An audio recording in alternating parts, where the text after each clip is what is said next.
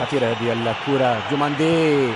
جوماندي والهدف بكل هدوء بكل هدوء بكل روعة. اللاعب دياموندي كما قلنا هذا اللاعب الرائع، اللاعب الزئبقي، يعني انطلق كالسهم. يعني غريبة طريقة تعامل مدافعي فريق اينتراخت فرانكفورت، وكأنه نوم كل المدافعين. جوماندي في الكرة الأخيرة أخذ الكرة من الجهة اليمنى ودخل إلى الوسط، ذهب إلى حدود الجهة اليسرى وثم عاد الكرة على القدم اليمنى، القدم القوية للاعب جوماندي، ووضع الكرة. لم يكن هنالك أي حل بالنسبة للحارس، حارس اينتراخت فرانكفورت ستغى في الكرة الأخيرة، وطريقة احتفالية من اللاعب الإيفواري جوماندي. هدف مقابل 0.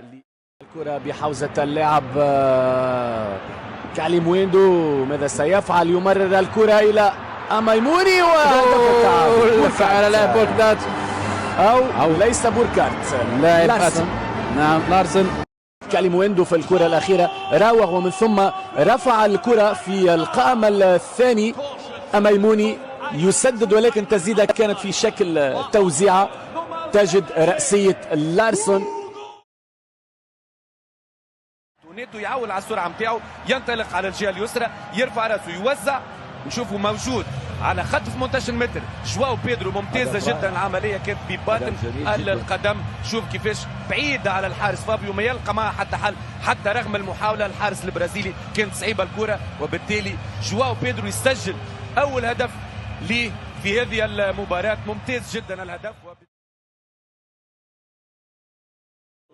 تقريبا تشيلسي ما كانش موجود، كان غايب طيلة 45 دقيقة، ولكن في الخمسة دقائق الإضافية فريق تشيلسي يسجل الهدف الأول من كرة ثابتة، ومن ثم شوف انزو يعطي كرة الزميله ديلاب، يدور بالكرة يفسخ المدافع ياسين مرياح.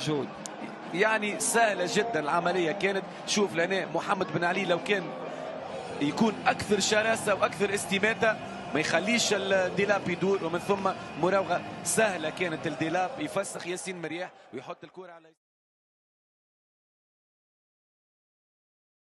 قوة أبيل فيريرا وقوة بالميراس هي البدلاء. يعني عنده لاعبين احتياطيين في قيمة اللاعبين الأساسيين. باولينيو كان خذا مكانه مع نهاية الشوط الثاني، كان مصدر للعديد والعديد من الفرص الخطيرة لبالميراس، ولكن شوف العملية دي، خذا الكرة وعمل مراوغة جميلة ياسر، وحط الكرة على القدم اليسرى نتاعو حتى في الزاوية البعيدة. يعني حتى كانت لمسة المدافع باربوزا، ولكن هو كان الهدف نتاعو الزاوية البعيدة يمين الحارس جون. كان موفق جدا وكان ممتاز باولينيو في عملية الهدف.